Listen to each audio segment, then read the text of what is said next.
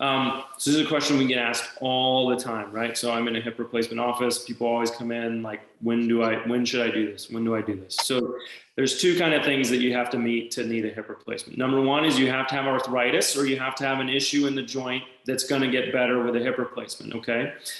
So that's usually on radiographs and kind of exam, things like that we determine that. And that's usually kind of an objective thing.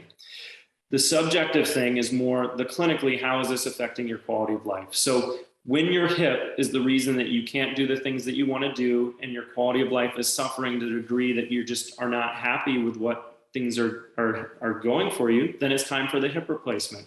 And so, or then it's time to consider the hip replacement, I should say. Hip replacement is always elective. I would never tell someone you have to have a hip replacement, because it's always your decision. It's not a life or death decision. It's a quality of life decision. So only you can tell me when you're ready for it.